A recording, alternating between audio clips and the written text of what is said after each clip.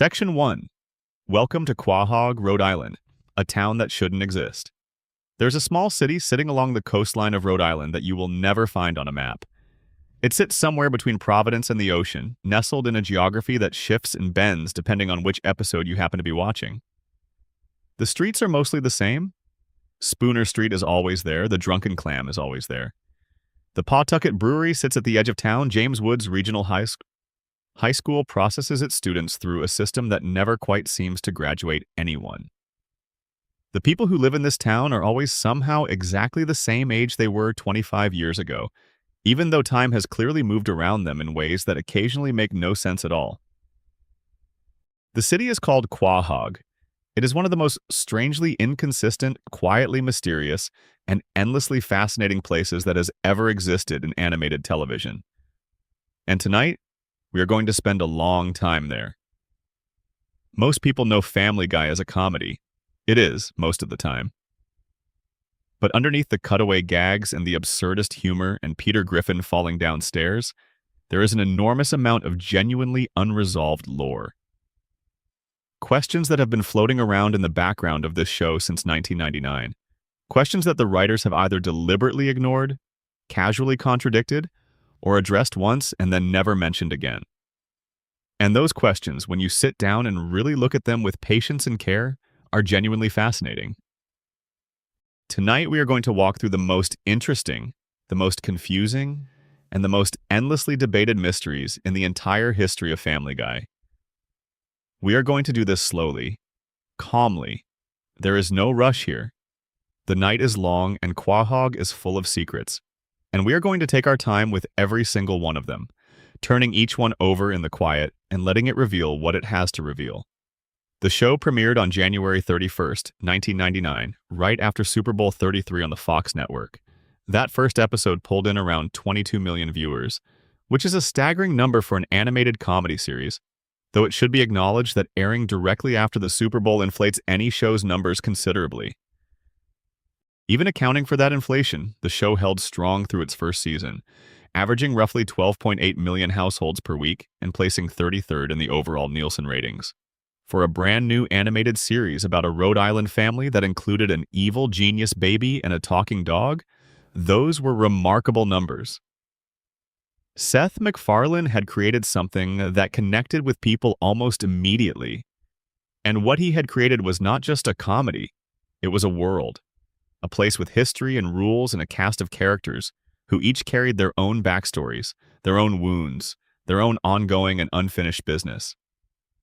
The trouble is, that world was not always consistent with itself.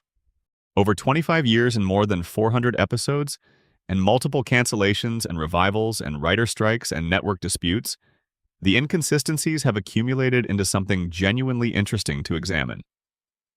The Griffin family lives at 31 Spooner Street. Except for that one time, a welfare check addressed them at 72 Spooner Street, which was never explained and which exists in the record as a small, strange anomaly. Next door to them, depending on which direction you orient yourself in the neighborhood, are the Swansons and the Quagmires. The Brown family lives across the way, at least until Cleveland moves to Virginia for his own spin-off show. The neighborhood exists in a kind of eternal present tense, where the same people have lived in the same houses for what feels like decades, but the calendar on the wall suggests is always roughly right now, whatever right now happens to be.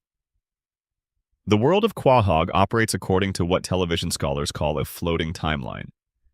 This is a narrative device used by many long-running animated shows, most famously The Simpsons, where the characters technically age but so slowly and so inconsistently that the show can continue indefinitely without anyone becoming elderly or dying of natural causes. Family Guy uses this device too, but it applies it more aggressively and more chaotically than most. Characters reference current events, current technology, current political figures. Episodes set during specific real-world moments happen and then are never referenced again. Characters acquire and lose jobs, relationships, children, and entire personality traits from one episode to the next. And the show moves on as though none of it requires explanation or continuity. But here's the thing about all of that. When you take a world that is supposed to be grounded in some version of reality, with real locations and real family dynamics and a continuing cast of characters who have ongoing relationships with one another, and you run it through a machine that does not care about internal consistency, you get mysteries. You get questions with no answers. You get threads that were pulled and then dropped and then picked up again in a slightly different form, like someone resumed a half-finished puzzle and forgot which pieces had already been placed, and placed new pieces in positions that conflict with the old ones. This is what we are here to explore tonight. Not the jokes, not the cultural impact, though that is enormous. Not the ratings history or the writer's room drama or Seth MacFarlane's complicated relationship with the Fox network, though those stories are fascinating in their own right and could fill their own very long video. Tonight we are here for the questions, the things Family Guy has never quite resolved. The enigmas sitting right at the center of a show that most people think they know perfectly well. There is something specifically suited about Family Guy to this kind of late-night exploration. The show itself operates on dream logic in many ways. Cutaways appear and dissolve without explanation. Characters die and return. The rules of physics apply until they do not. The past is fixed until someone needs it to be different. It is a world that runs on a different kind of internal logic than most long-running shows, a logic that is more associative than sequential, more comedic than causal. And when you examine that world in the quiet, when the jokes have settled, and you are left with just the questions, it has a strange and beautiful ambiguity. So get comfortable. Let the weight of the night settle around you. Let your thoughts slow down to the pace of Spooner Street at 2 in the morning, when Peter is asleep on the couch, and Brian has poured himself a final martini and Stewie is in his crib, planning something that will never quite come to fruition. We are heading to Quahog. We are going to stay there for a while. And we are going to ask every question that the show has been avoiding for a quarter century. Before we begin, I would genuinely love to know where you are watching from and what time it is, wherever you are. There is something wonderful about knowing that people are sitting with these questions from all different places and all different hours. Drop a comment below and let me know. And if this kind of deep, slow, exploratory content is something you find yourself drawn to, please consider subscribing. It costs nothing, and it genuinely makes a difference to this channel and to the community we are building here together. Now, let us begin with the mystery that has been confusing Family Guy fans since the very first season. The one question that the show itself has tried to answer, more than once, in multiple episodes across multiple eras and has never quite satisfactorily resolved. The question that even the characters in the show itself have acknowledged they cannot figure out. Can anyone in Quahog actually understand what Stewie Griffin is saying? Section 2. The Stewie Problem. Can anyone in Quahog actually hear him? Stuart Gilligan Griffin is 1 year old. He has been 1 year old since January 31st, 1999. In that time, he has built time machines and ray guns and mind control devices that he kept in his bedroom while his parents remained blissfully unaware. He has traveled to the future and the past and to points outside the space-time continuum itself. He has orchestrated complex plans for world domination. He has made friends with a talking dog. He has developed a rich and complicated emotional inner life that the show has spent considerable time exploring in later seasons. He has delivered some of the most precisely constructed, most elegant, most carefully articulated sentences ever spoken by a cartoon character who is technically supposed to be too young to form words at all. His voice, which is crisp and vaguely aristocratic and instantly recognizable to anyone who has spent any time with this show, is modeled on the voice of Rex Harrison. Specifically on Harrison's performance as Henry Higgins in My Fair Lady. Seth MacFarlane has also noted the influence of Mr. Burns from The Simpsons in certain aspects of Stewie's vocal delivery, that particular flavor of theatrical menace dressed up in elaborate courtesy. The result is a voice that seems fundamentally mismatched with the body it comes from. A 1 year old in a yellow shirt and a diaper speaking with the considered precision of a Victorian stage villain. The comedy of Stewie's early seasons lived entirely in that mismatch, and it was extraordinary. And yet, depending on which episode you happen to watch, it is entirely unclear whether anyone around him can hear a single word he says. This is the central Stewie mystery, and it is one that the show has circled around for its entire run, without ever fully resolving it in a way that applies cleanly and consistently to all of its episodes. In the early seasons, the implication seemed to be that Stewie's voice registered as ordinary baby noises to most of the people around him.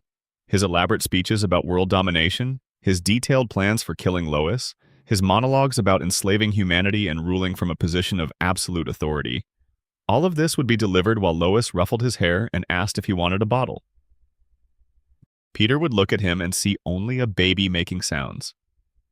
The comedy came from the disconnect, from the gap between what the audience was hearing and what the other characters appeared to be hearing. Here was a baby cataloging the various ways he intended to end his mother's life, and the people closest to him were completely, serenely oblivious.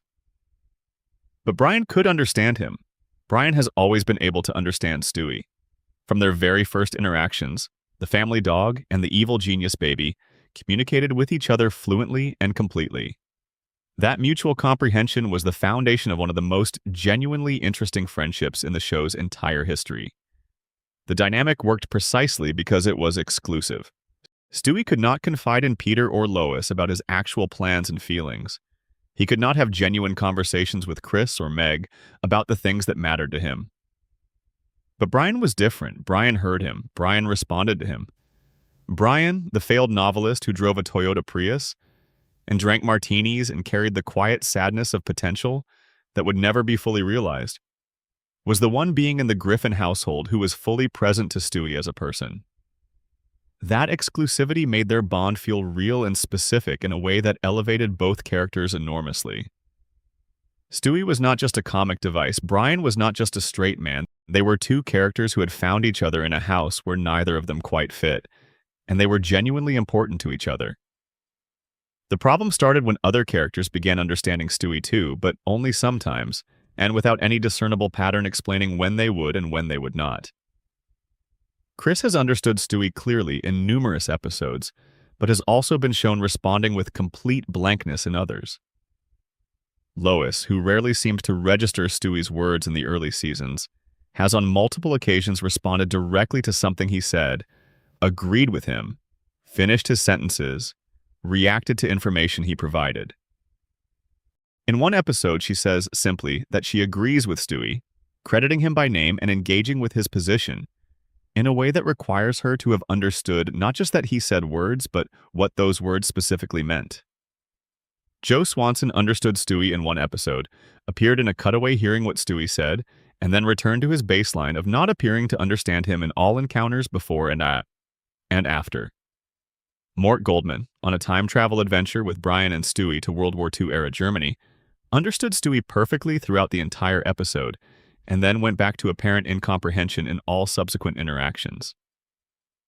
Meg, who is categorically supposed to not understand Stewie in the show's internal logic, is shown clearly comprehending everything he said when she and Stewie were stranded in Europe and he helped orchestrate her rescue from kidnappers in Season 10. And then there are the random strangers. Children who encounter Stewie sometimes understand him. Other times, adults who have no established relationship with him and no particular reason to be attuned to baby speech understand him completely and converse with him as an equal. The rules, insofar as they exist, seem to apply mostly to the Griffin household and the immediate neighbors, and even there they are not consistently applied. Seth MacFarlane has addressed this question directly in interviews. His explanation is that everyone technically can understand Stewie, but most people, particularly Peter and Lois, simply choose to ignore him in the way that adults often tune out a small child. In this reading, Stewie is not literally inaudible. He is speaking clearly and coherently. The adults around him are hearing the words. They are just choosing not to take them seriously or to engage with them because he is an infant and adults have other things to think about. And there is a long cultural tradition of discounting what children say regardless of its content. The comedy in this reading is not about Stewie being unheard. It is about the specific way that adults filter out the voices of young children, how consistently and completely a small person can be ignored by the world around them, even when what they are saying is perfectly audible. That explanation has a kind of elegant logic to it, and it resonates with something emotionally true about the experience of being small and being talked over and around. But it does not fully account for the episodes, particularly in the early seasons, where Lois has clearly not heard Stewie say something she absolutely would have responded to if she had heard it. Not ignored it, but genuinely not heard it. There are moments where Stewie threatens Lois directly and explicitly, delivering a line that contains no ambiguity whatsoever about his intentions, and she continues about her day without any reaction at all. Not a slight pause. Not a vague discomfort. Not even the micro-expression of something half-registered. She is somewhere else entirely while her infant son describes, in considerable detail, his plans for her destruction. If the McFarlane explanation were consistently true, that she is choosing to ignore words she has heard, you would expect something. There is nothing. The show acknowledged this unresolvable quality in the season 11 episode Big Fat. In that episode, Hank Hill from King of the Hill appears in a dream sequence and wakes up from the dream saying that he always wakes up before he finds out whether the family can understand the baby. It is a meta-joke, an acknowledgement by the show itself that after more than a decade on the air, this question has no clean answer. The ambiguity is the point. They have committed to not resolving it because resolving it would require either limiting the comedy or limiting the character, and both options cost something. Then came the season 19 premiere, Stewie's First Word, which represents the show's most direct attempt to officially explain the whole thing. In this episode, Stewie is in a supermarket when he feels an intense emotion, and in responding to it, utters a swear word loudly and clearly. Everyone in the vicinity hears it. Everyone around him looks up. The word registers. Brian is baffled because Stewie has been articulating complete and complex sentences for his entire existence, and no one has seemed to notice. Why now? Why this word? Stewie's theory, which he arrives at after reflection, is that people can only understand him when he is feeling intense emotion. That in ordinary speech, his voice is filtered out by some mechanism. Perhaps the same mechanism that causes adults to hear children's voices as a kind of pleasant, indistinct noise, something present but not requiring direct attention. But when genuine feeling breaks through the surface and charges his words with emotional weight, the filter drops. The intensity cuts through, and suddenly everyone can hear him. This is, again, a reasonable answer. It connects the mystery to something emotionally true. And in a show that has spent considerable time in its later seasons exploring Stewie's emotional life, his love for Brian, his insecurities about his identity, his fear of abandonment, there is a kind of thematic coherence to the idea that he is most audible when he is most vulnerable or most impassioned. The moments when he needs to be heard the most are the moments when he is. But does it hold up when you apply it retroactively to 20 years of episodes? It does not. There are scenes where Stewie was clearly in a state of intense emotion, furious or frightened or urgent, and the characters around him remained entirely unaware. And there are scenes in the middle of ordinary conversation where characters responded to him with the complete comprehension that should, according to the season 19 theory, require an emotional peak that was not present. In season 16, the episode Send in Stewie Please added another layer to this mystery. The episode is set almost entirely in a therapy session with a school psychologist, and in it, Stewie reveals that his British accent is fake. He actually has an American accent.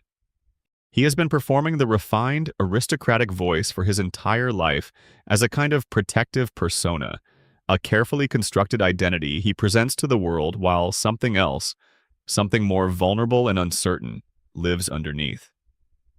The episode plays this as a major revelation about Stewie's inner life, a moment where the mask is lifted and we see the person behind the presentation. But if the accent is a performance, if the whole voice is a character Stewie has invented rather than who he naturally is, then what does that say about everything else? Is the evil genius identity also a performance? Is the world domination plotting a role he plays because he has decided it is the appropriate character for a baby with his level of intelligence? And if so, what is the authentic Stewie that the performance is protecting? The show gestures toward this question and then, characteristically, does not follow it all the way to an answer. There is one more piece of the Stewie understanding mystery that deserves attention. In the episode E Peterbus Unum, A cutaway shows a college class in the year 3000 studying a Family Guy episode from thousands of years in their past. One of the students asks the instructor whether the people in the show could understand the baby or not. The instructor does not answer. The question is presented as genuinely unresolvable, even from the perspective of a future civilization studying the artifact. That is about as close as this show will ever get to officially acknowledging the mystery. In the year 3000, scholars will still be arguing about it. The debate will continue across millennia. Stewie will remain, as he has always been, suspended in the particular uncertainty of being heard by some people some of the time, for reasons that depend on mood and proximity and emotional intensity and what the writers needed that week. What we are left with is a character who has been speaking for 25 years and whom we still cannot fully locate. We do not know definitively whether the world around him hears his words. We do not know whether the voice he speaks in is the one he was born to use or one he invented. We do not know what lies beneath the performance. And in a strange way, that ongoing uncertainty is part of what makes him so enduring and so compelling. Stewie Griffin has managed to remain, after all this time, genuinely unknowable. In a show full of characters who have been simplified and flattened and made transparent by too many years of easy jokes, Stewie is still, somehow, a mystery. Section 3. Who is Meg Griffin's real father? The Stan Thompson question. There is a moment in the third season of Family Guy that passes so quickly most viewers miss it the first time. It comes during an episode called Screwed the Pooch, which revolves primarily around a custody dispute over Brian's litter of puppies. The larger comedic premise involves Peter trying to demonstrate that Brian is a worthy and attentive father figure. And as part of this demonstration, Brian is asked to prove how well he knows the Griffin family by answering questions that only someone deeply engaged with their lives would know. Brian answers a question about Chris's favorite ice cream flavor. He answers a question about Stewie's favorite bedtime story. And then, in a moment that is delivered with the same casual speed as all the others, it is revealed that Peter Griffin is not Meg's biological father. Her real father, Brian says, is a man named Stan Thompson. The joke lands, and the show moves on. The delivery is casual. There is no dramatic pause, no swell of music, no suggestion that this revelation carries any unusual weight. It is one item in a list, and crucially, vitally, heartbreakingly, Meg herself does not hear it.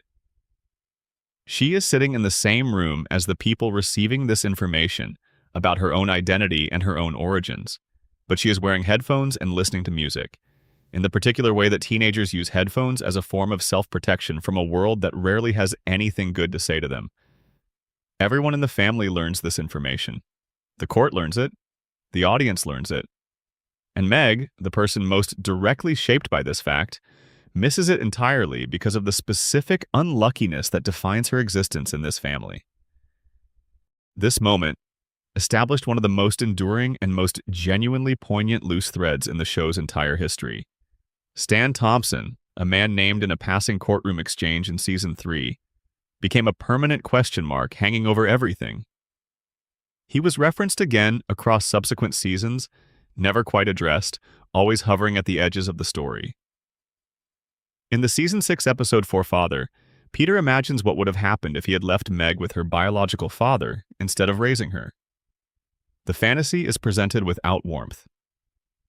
In Not All Dogs Go to Heaven, Brian somewhat contradictorily tells Meg that she resembles Peter, which could be a kind lie, a genuine observation, a mistake, or evidence that the Stan Thompson revelation was less definitive than it initially appeared.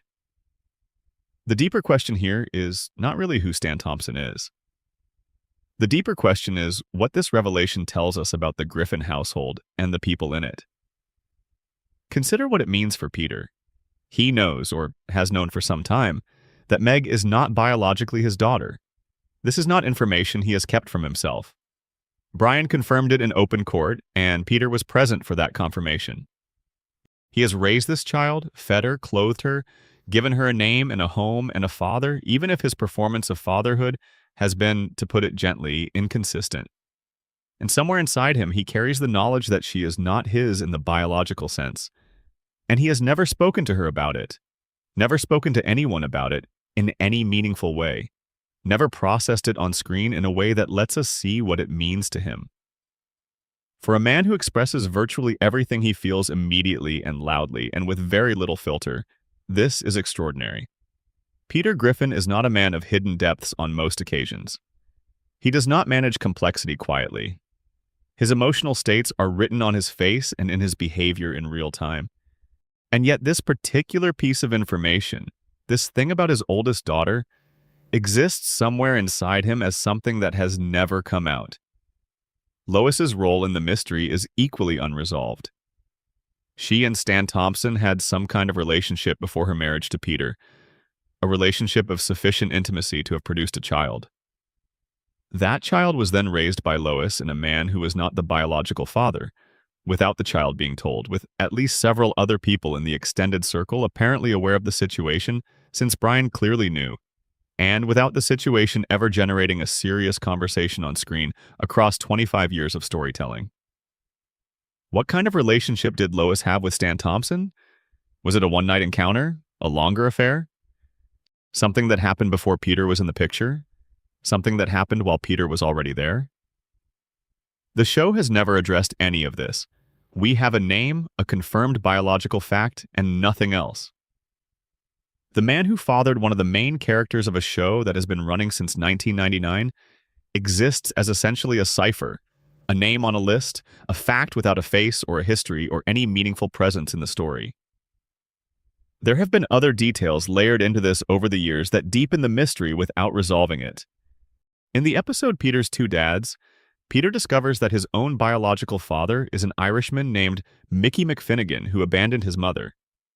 And the episode draws an implicit connection between Peter's experience of absent biological paternity and whatever Meg's experience would be if she ever learned the truth about her own situation.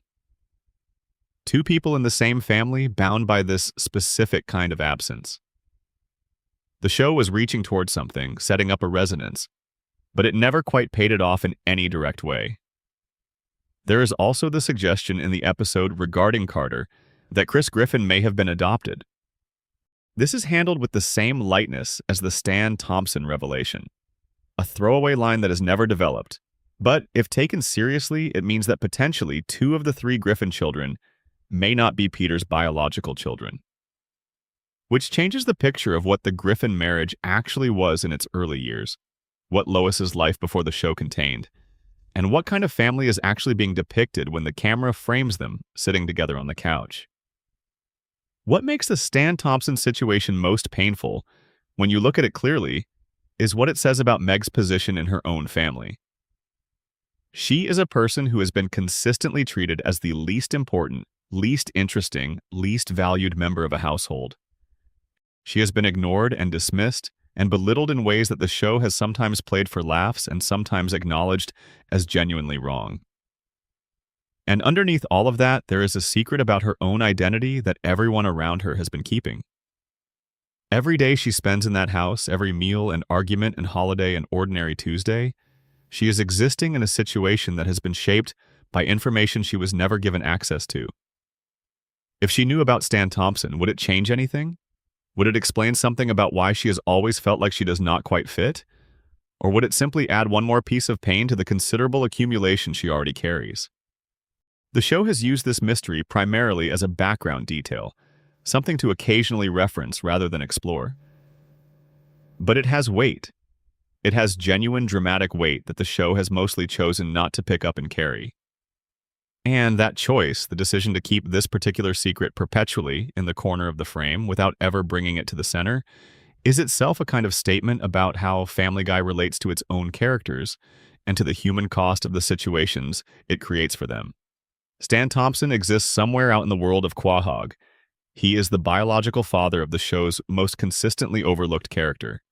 He has no face in the canonical show. He has no voice. He is a name and a fact and nothing else. And Meg Griffin, who just wants to be seen and acknowledged, has never been told that he exists at all. Section 4. The Giant Chicken Feud, a war that started over a coupon and never stopped. If you have watched more than a handful of Family Guy episodes, you have encountered Ernie the Giant Chicken. He is impossible to miss.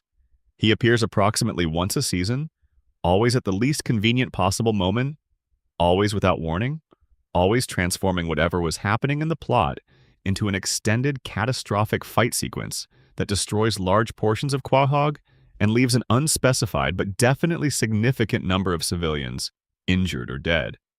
Peter and Ernie fight through subway stations and office buildings and cruise ships and airport concourses and across the faces of enormous construction cranes. They have fought backward through time after landing on Stewie's time machine mid-battle. They have fought in space. They have fought in a genetic research laboratory, on an oil rig, in the sewers, in a theme park, in a military surplus store, and at various points across the history of civilization. Each fight is long, more than would seem reasonable for a single gag, and each fight is highly choreographed with the kind of sustained creativity that the show rarely applies to any other recurring element. Peter always prevails, or appears to. He always walks away battered and limping but upright, under the impression that this particular confrontation has finally ended things. And then, always, the camera holds on Ernie for a moment, after Peter leaves. And the eye opens. That image, the eye slowly opening in the aftermath of apparent defeat, became one of the most conic running jokes in the show's history. It signals the continuity of the feud, the impossibility of its conclusion, the way this particular cycle of violence has acquired its own momentum entirely independent of whatever originally set it in motion. And what originally set it in motion was an expired coupon. The origin story of the Griffin and Ernie feud is established in the Season 2 episode Da Boom, presented as a flashback explaining why Peter no longer accepts coupons from any chickens after a past incident. In the flashback, Ernie gives Peter a coupon for some product or service, and when Peter attempts to use the coupon, it turns out to have passed its expiration date. Peter confronts Ernie. Ernie either cannot or does not help. The confrontation escalates. The fight that follows covers an entire downtown area, involves significant property destruction and at least implied civilian casualties, and ends with both parties physically devastated and Peter apparently victorious. He is describing what happened to shocked office workers when Ernie, behind him, performs a surprise chokehold. Both of them fall off an office building. Peter lands on Ernie. Ernie opens his eye. The coupon is trivial. The response is not. And the comedy of the whole thing has always lived in that massive disproportion between offense and response.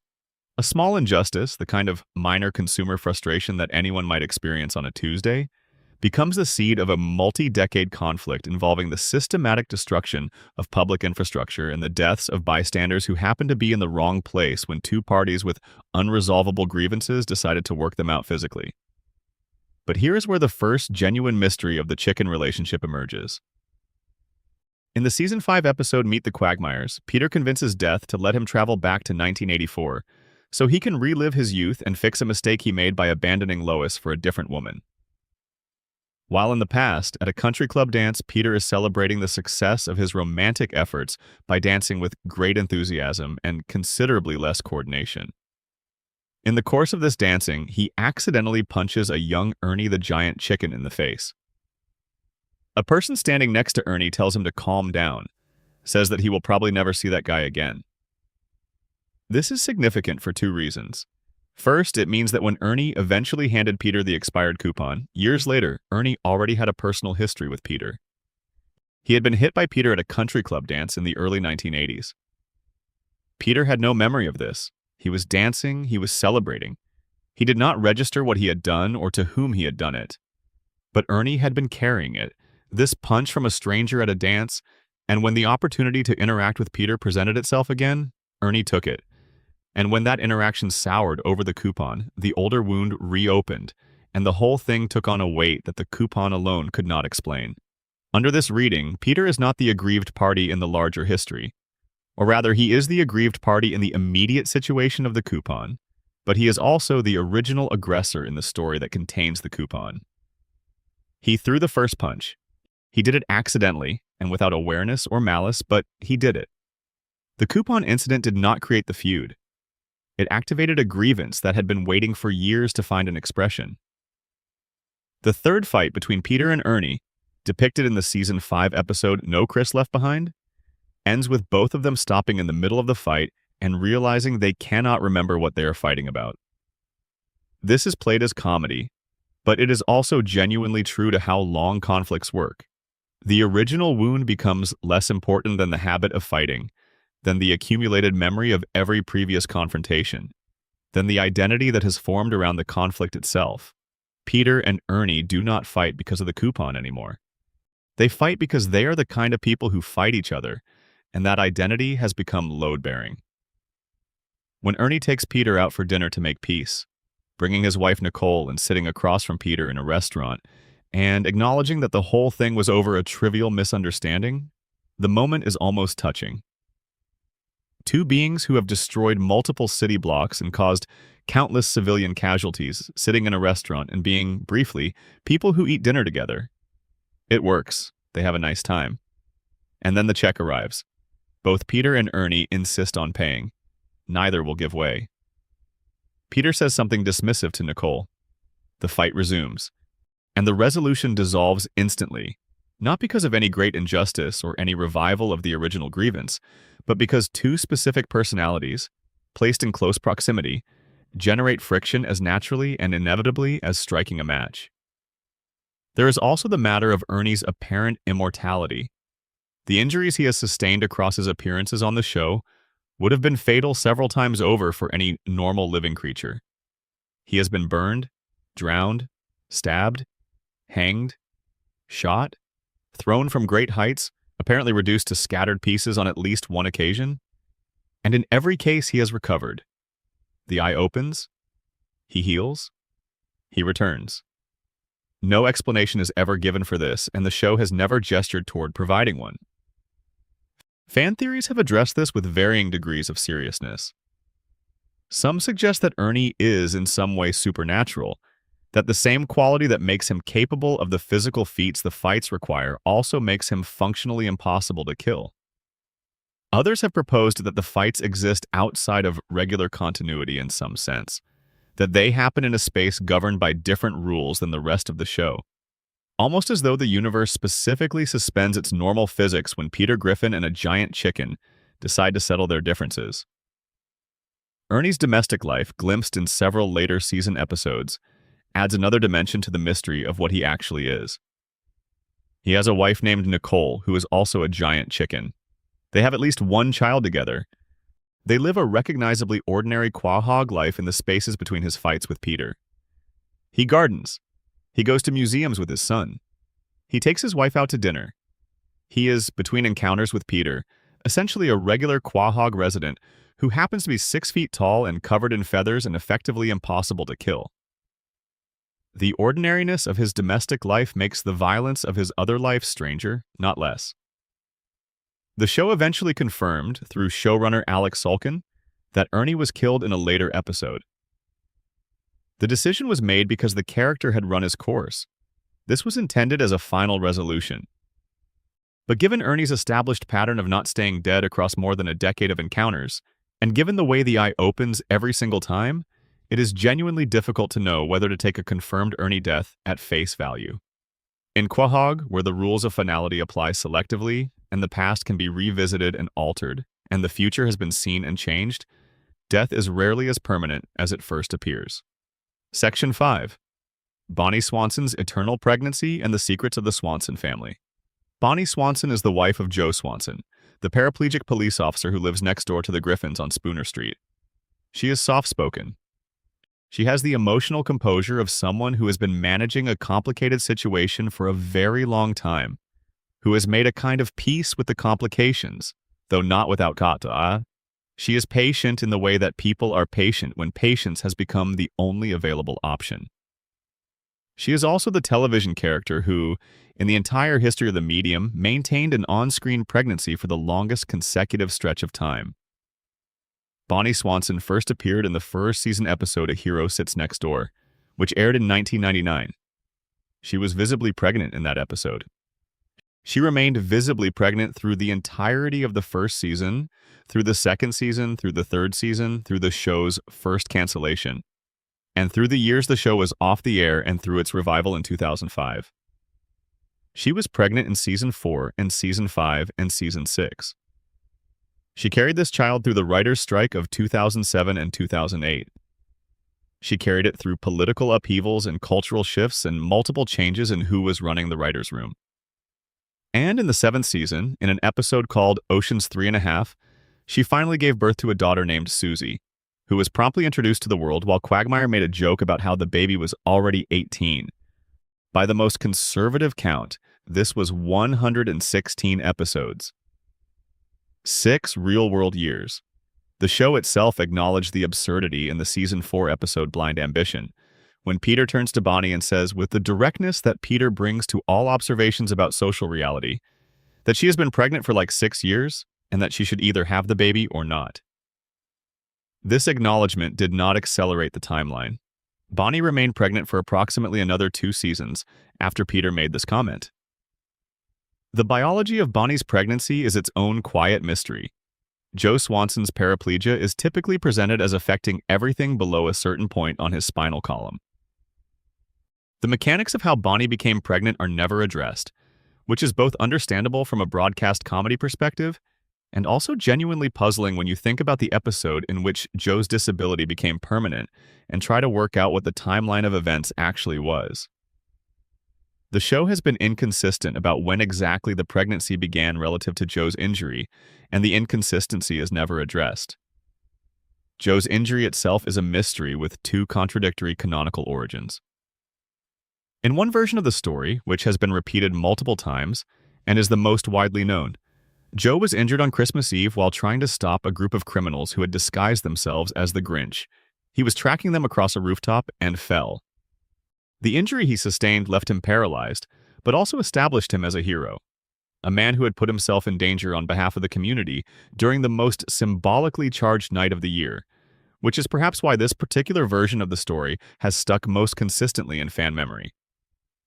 But in at least one other episode, a different origin story is given. The details contradict the Christmas story in ways that are not reconcilable with careful attention. The show has never directly addressed the discrepancy or offered an explanation for why Joe's own account of his defining injury changes across different tellings. One interpretation is that Joe, who has built his entire identity around his time of service and sacrifice, tells the story differently depending on the context and the audience, shaping the narrative to whatever emotional truth he needs it to carry in a given moment.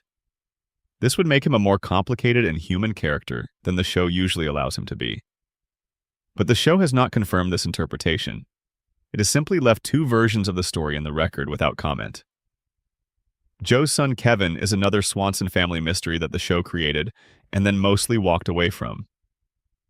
Kevin appeared in the early seasons as a background character, the older child of the household, the teenager living next door to the Griffins. He was deployed to Iraq at some point, and then, in a later episode, the show very clearly implied that he had died in combat. The family reacted with grief. It was presented as a real loss with real weight, and then Kevin came back, alive, in a later episode.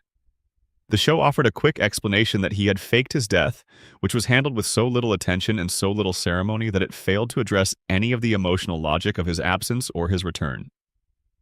Kevin simply was not dead after all. And then he was just present again, and the show moved forward without ever sitting with what his death had meant to the people who mourned him or what his return meant to the family that had already processed that loss. Baby Susie, once she arrives, contributes her own small mystery to the Swanson family record. Her internal monologue is voiced by Patrick Stewart. This has never been explained. No one in the show acknowledges it. It is simply a fact about this infant that the audience is given and that has generated its own fan theories, the most interesting of which is that Susie, like Stewie, has a developed inner life that the adults around her cannot perceive. That she is, in some sense, the Swanson equivalent of the Griffin household's hidden genius baby, watching everything with the composed voice of a classically trained British actor and forming judgments that no one around her will ever hear. Whether this is an intentional piece of lore or simply a visual joke about casting is unclear.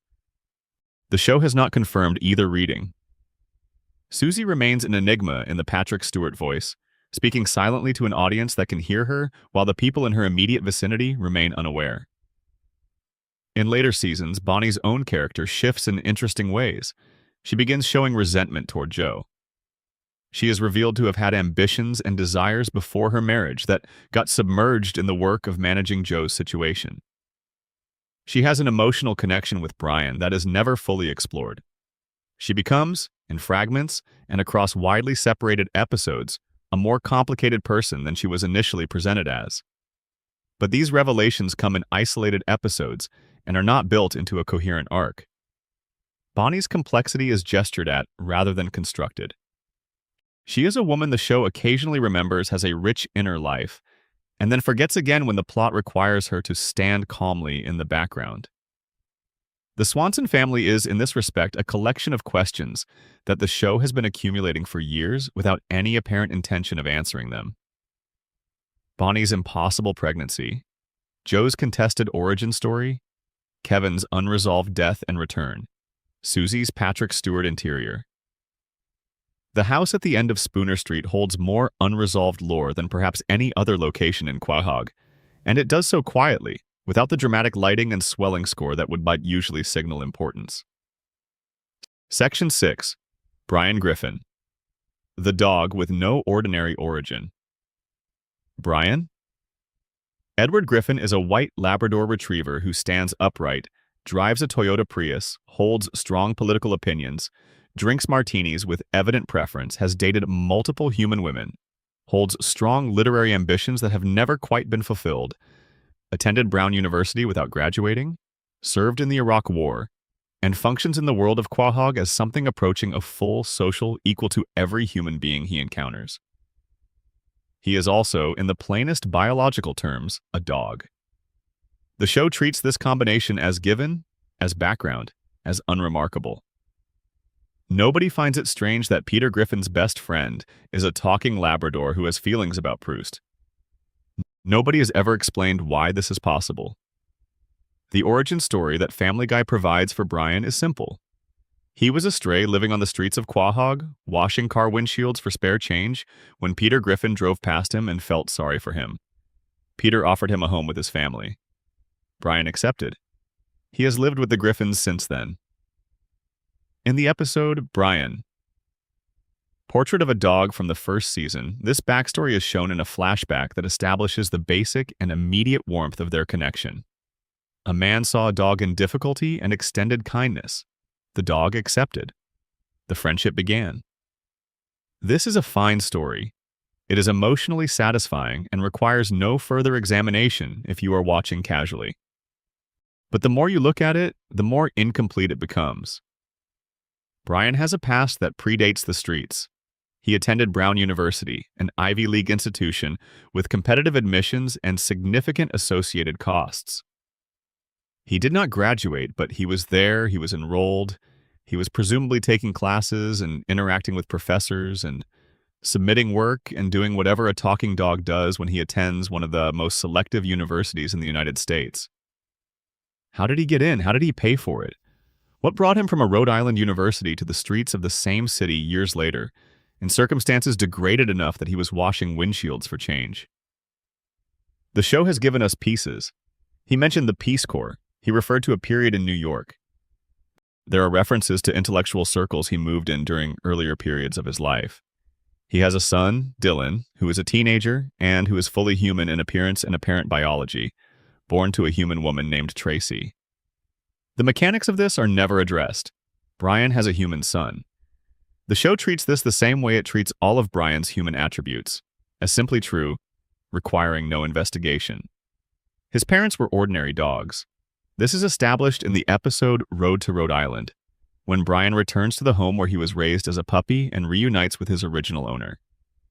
In this episode, it is also revealed that Brian's mother died and was turned into a piece of wooden furniture, which Brian discovers and must reckon with in a scene that is played with the show's characteristic mixture of genuine sadness and dark comedy. But the revelation about his parents creates a logical gap. If his mother was a normal dog, incapable of speech, then where does Brian's speech come from? Not from inheritance, not from environment. Brian arrived in the world with his human capabilities already present, and no one has ever explained what mechanism produced them. The world of Family Guy is populated with other talking, human-capable animals, which suggests this is not as unusual as it might seem within the show's universe. There is Ernie the giant chicken, who has a wife and a family and a personal feud. There is a lawyer cat competent enough to keep characters out of legal trouble. There are bears in the Cleveland show universe who live as normal married couples with human jobs and human relationships. The universe of this show has simply decided that some animals are human and some are not, and the determining factor appears to be narrative convenience rather than any internal rule. A fan theory that has circulated for years proposes a connection to Seth MacFarlane's other major animated show, American Dad. In that series, the CIA has technology that can transfer a human mind into an animal body, which is the explicit backstory of the goldfish character Klaus. The theory suggests that a version of this technology might account for Brian's nature, that somewhere in Brian's background, a human consciousness was introduced into a dog's body, producing the specific combination of animal and intellectual that Brian represents. The theory has the advantage of explaining why Brian's parents were ordinary dogs and why his human attributes have no visible biological origin. It does not have the advantage of being confirmed by the show in any form. What the show has confirmed is that Brian's life before the Griffins contained genuine loss and genuine difficulty. He had people he was attached to who left or died. He had ambitions that did not work out. He ended up on the streets through some chain of circumstances that the show has sketched in outline but never fully drawn. Brian's relationship with Stewie is the most genuinely moving thing in the show, and it deepens the Brian mystery rather than simplifying it. Why does Stewie love Brian so completely? What is it about this particular dog with his specific combination of intelligence and failure, his pride and his vulnerability, his martinis and his gun in the safety deposit box that has earned the loyalty of the being who accidentally created the universe? The show has suggested, in various ways, that Brian sees Stewie more clearly than anyone else does, that he is the one person who has engaged with Stewie as a full being rather than as a baby or as a comedic device, that their friendship is built on genuine mutual recognition. In the Season 8 episode Brian and Stewie, which contains essentially no jokes, and which stands as one of the finest pieces of character work the show has ever produced, the two of them are locked in a bank vault overnight. Brian reveals that he keeps a gun there because he has thought about ending his own life. He is depressed. He is disappointed in himself. He has not become the person he intended to become. He has not written the novel that would make him feel like his intelligence meant something.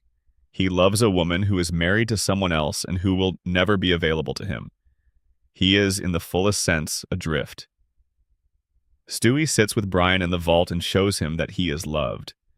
Not demonstratively or with great speeches, just by being there, fully present, refusing to pretend that what Brian said is nothing. That scene does not resolve any of Brian's mysteries. It does not explain where he came from or what he is. But it establishes something about his interior life that is more revealing than any origin story. Brian Griffin is a being who has needed, for as long as he has existed, to feel that he matters. And in all of Quahog, in all of the world the show has built and populated and contradicted and rebuilt, the only being who has consistently made him feel that way is a 1-year-old baby in a yellow shirt who accidentally created the universe while trying to get home. Section 7. The Quagmire age problem and the Navy mystery that never resolved itself. There is a detail on Glenn Quagmire's driver's license, glimpsed in the Season 7 episode Foxy Lady, that says he is 61 years old. This is delivered as a surprise, a punchline, supported by Quagmire's explanation that he keeps himself looking young by consuming large quantities of carrots. The joke is that he looks the same age as Peter and Joe in Cleveland, despite being 20 or more years their senior. Everyone laughs. The scene moves on. But the moment you start doing the math on Quagmire's age against the established timeline of his life and his relationships, something very strange starts to emerge. In the Season 5 episode Meet the Quagmires, Peter is transported back to 1984 when he was 18 years old. He encounters an 18-year-old Lois who is not yet committed to Peter. He encounters the culture and fashion and music of the early 1980s. And he encounters Glenn Quagmire, who is presented as being roughly the same age as Peter in that scene. A young adult at the same life stage, dancing at the same country club, interested in the same Lois. If Quagmire is 61 in a contemporary episode set in the approximate present, and the approximate present is 20 plus years after 1984, then in 1984, Quagmire would have been roughly in his 40s at the youngest. He would not have been a young man at a teenage country club dance. He would have been a middle-aged man at a teenage country club dance, which is a much different and significantly more alarming scenario than what the show was presenting. Seth MacFarlane has said in interviews that the 61 figure was a joke, that Quagmire is supposed to be roughly the same age as his friends, but has maintained his appearance through methods that the show treats as comedic. The carrot explanation is the official out. You are not supposed to do the math, but the math has been done, and it sits there in the record as a small, fascinating inconsistency that the show has chosen to live with rather than address. The more substantive Quagmire mystery involves his Navy background and the two different stories the show has told about how he and Peter first met. In the Season 3 episode Death Lives, when Peter is given the opportunity to travel back in time and relive important moments, one of the moments established as foundational is that Peter and Quagmire first met while serving on a Navy vessel. The episode presents this as the origin of their friendship. In Meet the Quagmires, set in 1984, they are already friends. They are together at a country club dance. They have established social patterns. They address each other with the ease of people who have known each other for a while. The episode's entire premise requires their existing friendship. These two episodes describe two mutually exclusive things about how Peter and Quagmire know each other, and the show has never addressed the contradiction. It has simply allowed both versions to exist in the canon simultaneously. The Navy years, whatever they actually contained, are interesting to think about as a piece of Quagmire's character history. He served for approximately 6 years as a Navy pilot, and the skills he developed there translated directly into his career as a commercial airline pilot. Within the logic of the show, he is actually quite good at his job. In at least one episode, he pilots a commercial passenger jet with genuine competence while navigating a complicated situation involving jet fighters. He is, underneath the persona of the neighborhood character, a trained and capable professional who has served in the military and carries the specific kind of confidence that comes from being very good at something dangerous. The relationship between Quagmire and Brian Griffin is one of the show's most interesting ongoing tensions. In the Season 8 episode Jerome is the New Black, Quagmire delivers what has come to be known simply as the speech, a long and forensically detailed accounting of everything he finds wrong with Brian. He identifies Brian's hypocrisy with the precision of someone who has been watching and cataloging for a long time, someone who has been waiting for the right moment to say what he actually thinks. He calls out Brian's pretensions, his bad behavior, his failure to live up to the values he constantly espouses, his treatment of the people around him. And every single thing Quagmire says in this speech is true. The speech is documented and verified by the show's own history. Brian has done all the things Quagmire accuses him of. The accusations are not exaggerations. They are receipts.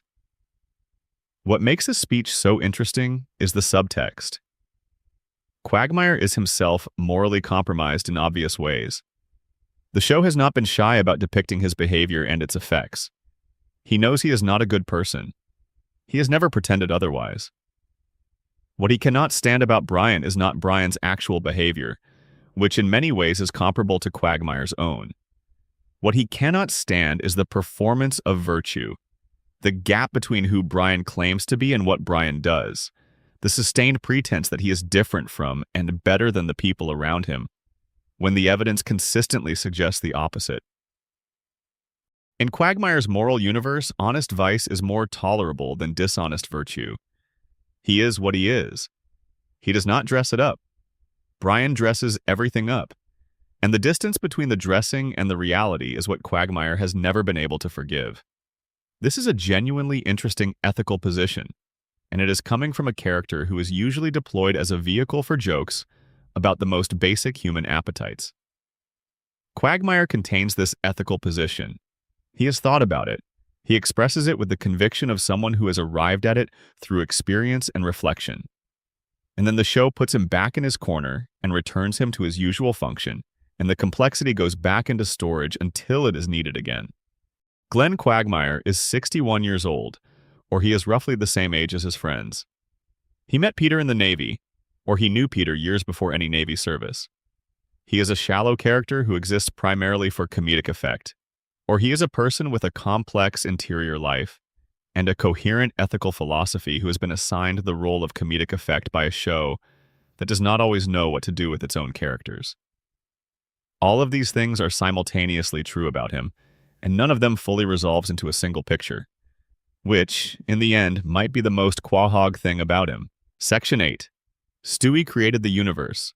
The Time Machine Paradox. In the Season 7 episode The Big Bang Theory, Family Guy did something genuinely remarkable. It took one of the most familiar concepts in contemporary science and turned it into a piece of a baby's personal lore. And what it produced is, in the context of a show about a dim-witted Rhode Island man and his dysfunctional family, possibly the most cosmologically ambitious piece of storytelling in the history of network animation. Here is what happened in that episode. Stewie has a time machine. He has always had a time machine, or he has had one since the early seasons, having built it in his bedroom with the same matter-of-fact engineering competence he brings to all of his projects. In this episode, he and Brian are in the time machine when a fight between them causes them to press random buttons. The machine malfunctions. It does not transport them to a specific point in history. It carries them somewhere entirely different, outside the space-time continuum, into the void before the universe existed, into the absence that preceded everything.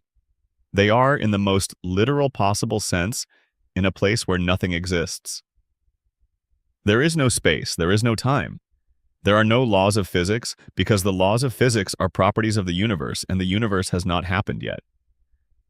Stewie has a device called a return pad that is designed to bring them back to their coordinates in normal reality, but the return pad operates on the laws of physics. In a place without those laws, it does not function.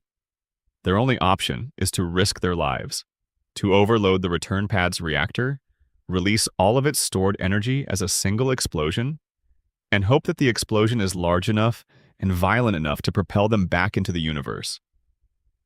Stewie calculates the odds. They are not good. They take the chance. The explosion works. They return home. Several days after this, Stewie is doing follow-up analysis on what happened. He compares the energy signature of the return pad's explosion to existing scientific data about the cosmic background radiation, the echo of energy that exists throughout the universe as evidence of its beginning. The two signatures match precisely. The explosion from his return pad in the void outside time and space was the Big Bang.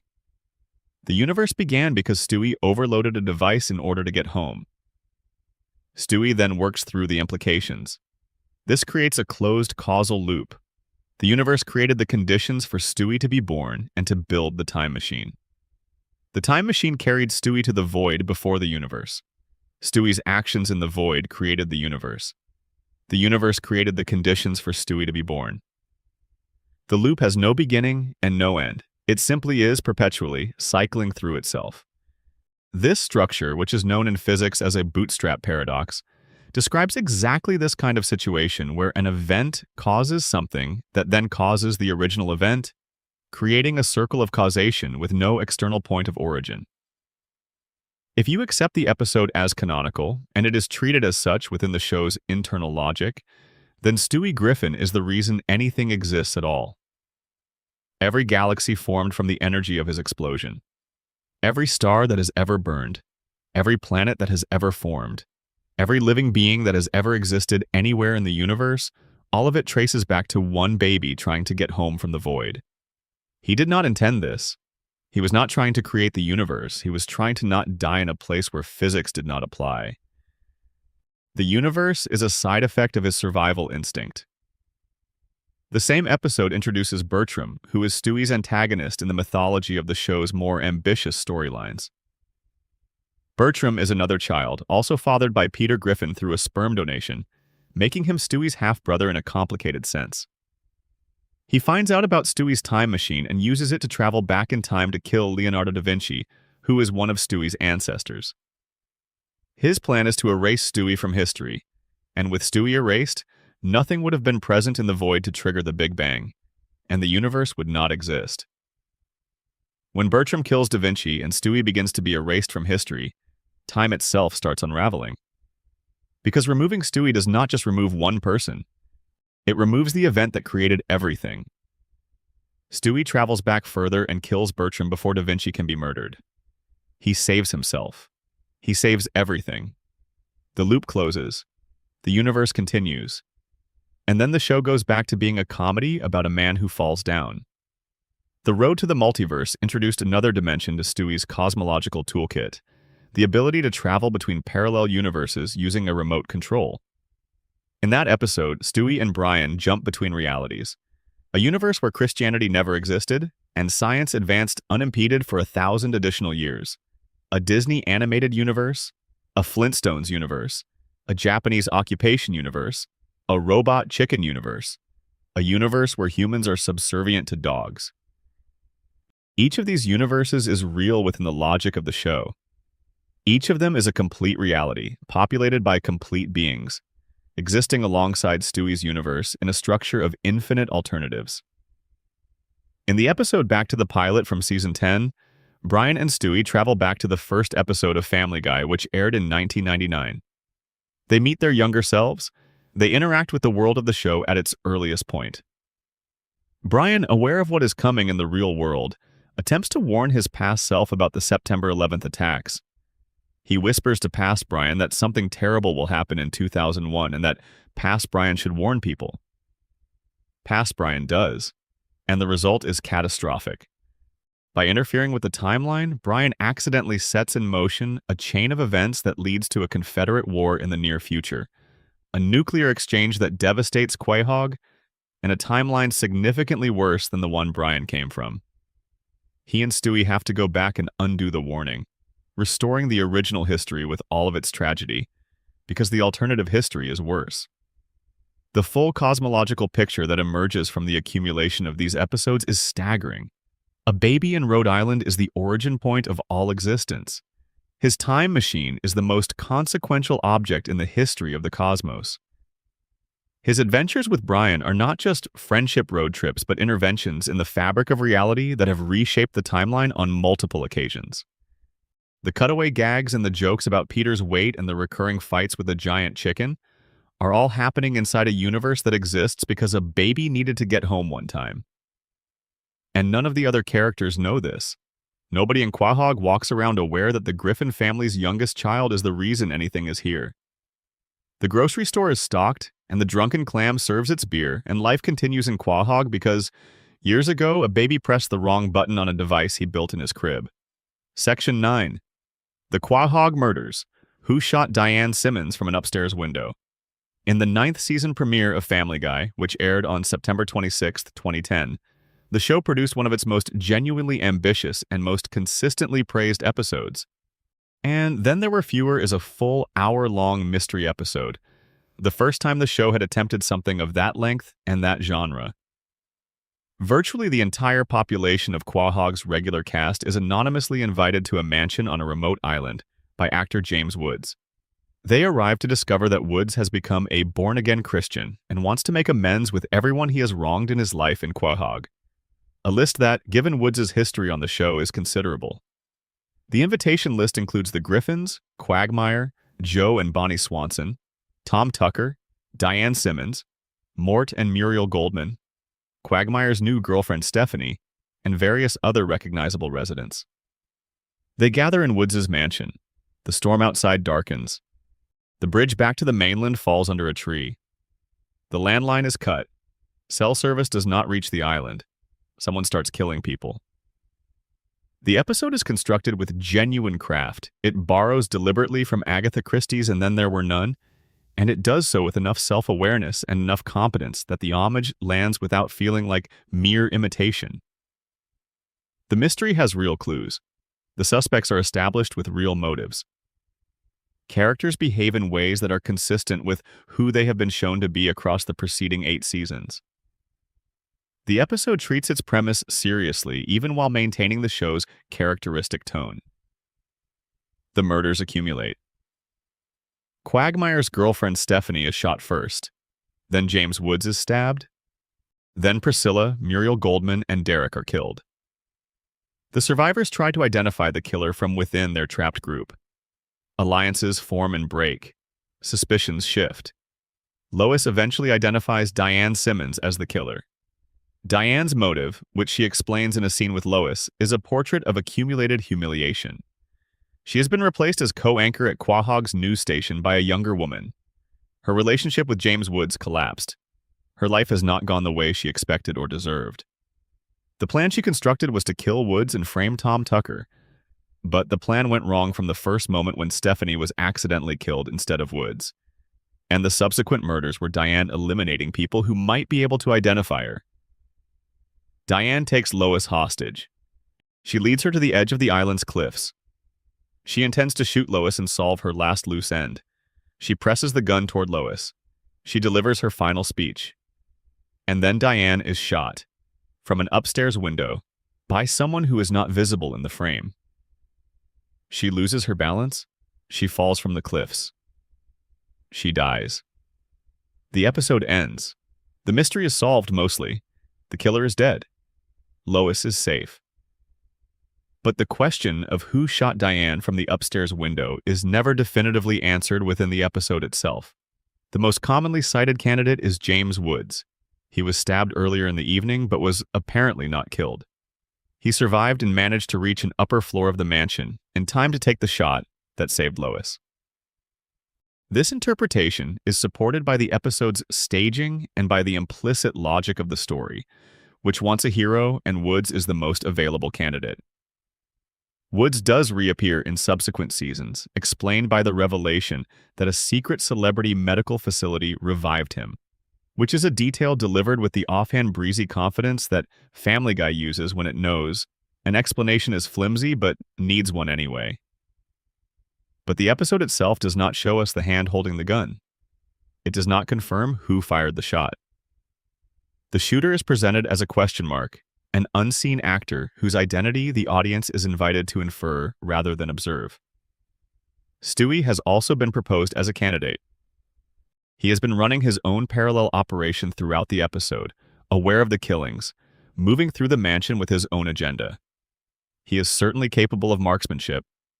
He has been shown to be a more than adequate shot across many episodes, and his presence in the house and his general orientation towards solving problems with weapons makes him a viable candidate. Some fans have proposed that the mystery is genuinely intended to remain unresolved, that the episode made a deliberate choice to leave the final shot unattributed as a gesture toward the genre it was honoring. Agatha Christie often leaves one last uncertainty in her most complex mysteries, one detail that the reader must fill in themselves. And then there were fewer may have been attempting something similar in its final moments. What the episode did definitively was commit to the deaths of Diane Simmons and Muriel Goldman as permanent canonical facts. The producers confirmed this explicitly after the episode aired. These characters were gone. They would not be resurrected through the usual mechanisms of the show's sliding relationship with consequence. Quahog had lost 2 of its regular inhabitants, and the loss was real. This permanence is itself a mystery of a kind. In a show that typically operates without lasting consequence, where characters die and return and timelines reset, and the status quo reasserts itself by the next episode, and then there were fewer chose to mean something in a way that the show rarely does. Why? What made this particular hour of television different enough to warrant permanent stakes? The answer is probably a combination of the show's ambition with the format and a moment of genuine conviction on the part of the people making it that some things should stay broken. That not every death should be undoable. That the world of Quahog can absorb real loss as well as cartoon physics. Whether that conviction held is another question. The show has not maintained this commitment to permanence consistently in the years since. But in that 1-hour-long episode, in the mansion on the remote island in the storm, it tried to be something different from itself. And in the upstairs window, in the moment someone chose to pull a trigger and save Lois Griffin, there is a question that still has not been answered. Section 10. The floating timeline. How Quahog exists outside of time itself. Every long-running animated series that is set in some version of contemporary reality eventually faces the same decision. The characters cannot age at the rate that real people age because if they did, Bart Simpson would be in his mid-40s by now, and Peter Griffin would be approaching retirement. So the shows make a choice. The characters age slowly, or not at all, and the world moves around them while they stay essentially fixed in the moment of their creation. Family Guy made this choice too, and it has maintained it across more than 25 years of episodes. Peter and Lois are always approximately the same age. Meg is always approximately 16. Chris is always approximately 13. Stewie is always 1. The neighborhood looks the same. The relationships are the same. The same people sit at the same bar stools in the Drunken Clam. But Family Guy's relationship with its own timeline is more chaotic than most shows using this device because it keeps pulling the timeline in both directions at once. The show wants to feel contemporary, so it references current events and current technology in ways that anchor it to specific real-world years. And it also wants its own internal history to make sense, so it uses flashbacks and callbacks and established backstories that anchor it to other specific years that often contradict the implied present. Meg Griffin has been 16 years old in episodes that reference the early 2000s. She has been 16 in episodes that reference the 2010s. She was 16 in a story that touched on the 2020s. 16 is not a biological state for Meg at this point. It is a narrative fixed point, a number the show decided on and has kept regardless of what the calendar says around it. Peter Griffin went to high school in the 1970s and was 18 years old in 1984, as established by Meet the Quagmires. If you calculate forward from either of those reference points to the current day, he should be in his late 50s or early 60s. He is depicted as being in his early 40s at most. The math does not work. The show knows the math does not work. It has occasionally made jokes about this, and then it has continued to not resolve it. The flashback episodes are particularly rich with temporal impossibilities. Every time the show shows us Peter's past, or Lois's past, or Quagmire's past, it introduces new specific dates and ages and reference points that cannot all be true simultaneously. Each flashback adds to the record without checking itself against what was already in the record. The result is a personal history for each character that is internally contradictory, full of events that could not all have happened to the same person in the order they are implied to have happened. What makes this specifically interesting, rather than simply sloppy, is what it suggests about how Quahog works as a place. A town where time does not run normally, where the same people are always approximately the same age regardless of how many years have passed around them. Where history can be visited and altered and revisited without permanent consequence most of the time. Where the future has been glimpsed and found to be negotiable. Where a baby accidentally created the universe through a side effect of trying to get home. Quahog exists in a pocket of space-time that the normal rules do not quite reach. This might be by design, a side effect of being the town where the origin of the universe lives. If Stewie's actions outside the space-time continuum created the Big Bang, and Stewie still lives in Quahog, then the energy and intention that produced the universe is still present in Quahog in a way that might affect how time moves through it. The town is older than the universe and younger than any of its residents simultaneously. It cannot be measured because no external reference point applies.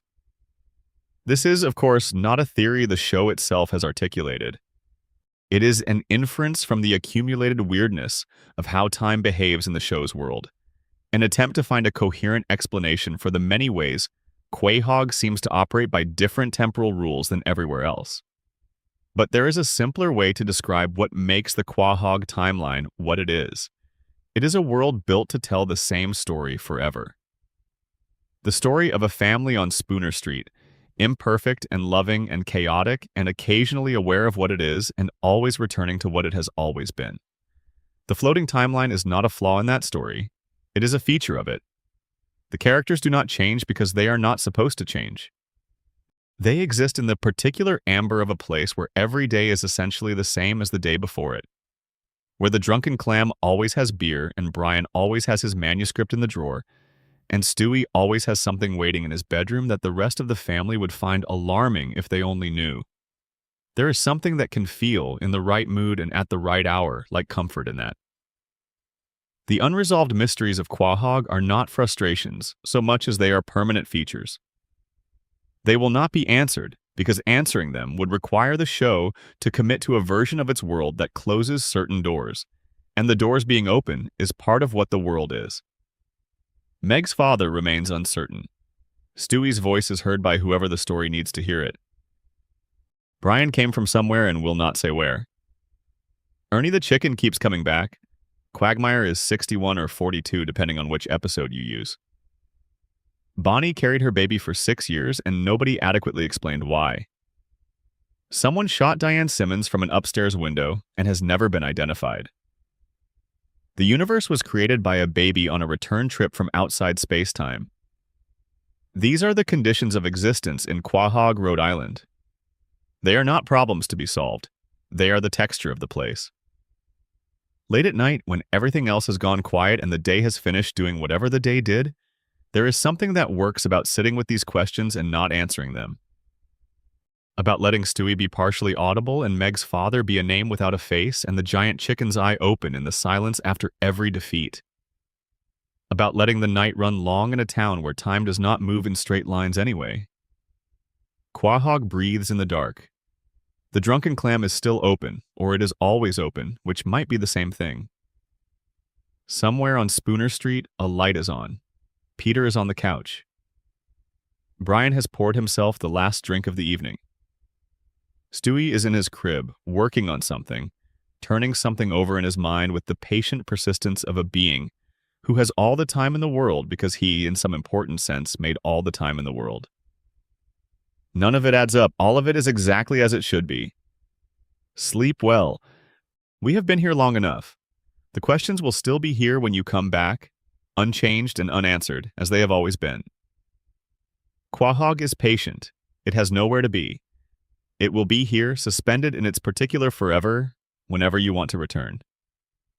Thank you for spending this time in Quahog with me. These are the kinds of questions I could sit with indefinitely, turning them over in the quiet and finding something new in them every time. If this kind of slow, deep exploration is something that works for you, I would genuinely love to have you as part of this community. Hit the like button if you made it all the way here, and subscribe if you want more of this. We do this kind of thing regularly here at Uncle Guy Lore because the best mysteries are always the ones that were never meant to be solved. Thank you for watching. I will see you in the next one. Section 11. The Death and Return of Brian Griffin. A manipulation.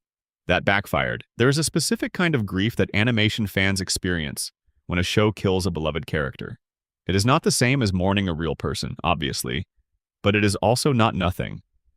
When a character has lived inside a story for 15 years, when you have watched them grow and change and fail and try again across hundreds of episodes, when their voice and their habits and their particular way of being in the world have become familiar to you in the way that only long exposure can create, losing them produces something real.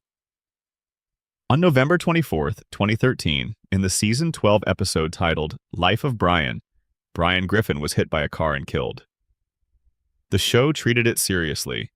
The Griffin family gathered at the veterinary hospital. The voice cast delivered the scene with genuine feeling. Brian's last words, addressed to the family gathered around him, were words of love and gratitude. He said that they had given him a wonderful life and that he loved them all. And then he was gone. The reaction from fans was immediate, intense, and largely uniform. People were devastated, not everyone, of course. There were viewers who had grown frustrated with Brian's character over the preceding seasons, who felt that the show had made him progressively less sympathetic, and that his death, while sad in execution, was perhaps not the worst outcome for a character arc that had been heading in unpleasant directions for a while. But the larger response was grief. Genuine, somewhat surprised grief from people who had not expected the show to actually go through with it. Brian was replaced within the same episode by a new family dog named Vinny, voiced by Tony Sirico, whose accent and personality were specifically and deliberately different from Brian's. The message seemed to be that the show was committing. Brian was gone. Life would continue without him. The Griffin family would adjust. National media outlets covered it as a news story. It trended on social media. Petitions were created demanding Brian's return. The episode generated the kind of cultural moment that Family Guy had not produced in years. A genuine eruption of feeling that reminded people how much they were still invested in these characters, however complicated their feelings about the show had become. And then, 2 episodes later, on December 15th, 2013, in an episode titled Christmas Guy, Stewie traveled back in time and saved Brian from being hit by the car. Brian came back. Vinny left. Everything reset. The response to Brian's return was complex. There was relief, obviously. There was also anger, specifically because the reversal confirmed what many fans had suspected, that Brian's death was not a genuine creative decision made in service of the story. It was a ratings stunt. The show had killed a beloved character specifically to generate the attention and the headlines and the social media engagement that the episode ultimately produced, always intending to bring him back before enough time had passed for audiences to genuinely move on. The specific timing made this interpretation almost impossible to avoid. 2 episodes. Brian died in 1 episode. He was alive again 2 episodes later. In terms of broadcast time, less than a month had passed. The grief had barely settled before the reversal came. This is not the behavior of a show that committed to a genuine change. This is the behavior of a show that wanted the spike without the consequence. Seth MacFarlane later acknowledged that the death had been a test, a way of seeing what the show would look like without Brian and whether the audience would accept a different character in his role. The implication was that if the reaction had been different, if audiences had embraced Vinny and moved on, the show might have stayed the course, but the reaction was what it was, and Brian came back. This raises a question that is genuinely unanswerable. What would Family Guy have been if Brian had stayed dead? Vinny was a distinct character with a different energy from Brian, more street level, less pretentious, potentially a version of the dog role that corrected some of the things that had made Brian difficult in later seasons. Whether the show would have been better or worse with that change is impossible to know, because the experiment was terminated after 2 episodes. What we do know is what the death and return did to the show's relationship with consequences. After Brian's temporary death, it became harder to take any dramatic development in Family Guy seriously. If the show was willing to kill its most beloved character and then undo it within a month, for the explicit purpose of generating attention, then nothing in the show had real stakes. Any death could be reversed. Any change could be undone. The timeline was infinitely malleable in service of the ratings. This was not a new problem. The show had been using reversals and resets for years, but Brian's death and return made it explicit in a way that earlier examples had not. The audience had been moved to genuine grief and then told, essentially, that their grief was a mechanism that had been deliberately activated and then deliberately dismissed. It is difficult not to feel manipulated by that. And once you feel that the show is willing to manipulate you in that specific way, the emotional contract between viewer and narrative is changed. Brian returned and continued, and the show continued around him. His character arc in the subsequent seasons was not significantly different from the arc that preceded his death, which is its own comment on the permanence of the experience. He died. He came back. And then he went on being approximately who he had been before, which suggests that the death was not intended to change anything fundamental about the character. It was intended to generate a moment, and it generated the moment, and then the moment passed, and the show kept going. The mystery here is not really about what happened. The facts are clear. The mystery is about what it means, about what kind of creative act the death and return of Brian Griffin actually was, about what it says regarding the show's relationship with its own characters and its own audience at that particular moment in its history. And like most of the other mysteries we have explored tonight, it does not resolve cleanly. It just sits there in the record, complicated and a little uncomfortable, as a piece of the larger story of what Family Guy became. Section 12. The many versions of Peter Griffin's past. An origin story in contradiction. Peter Griffin was born in Mexico, except when he was born in Rhode Island, except when the circumstances of his birth in either location are slightly different from the last time the show depicted them.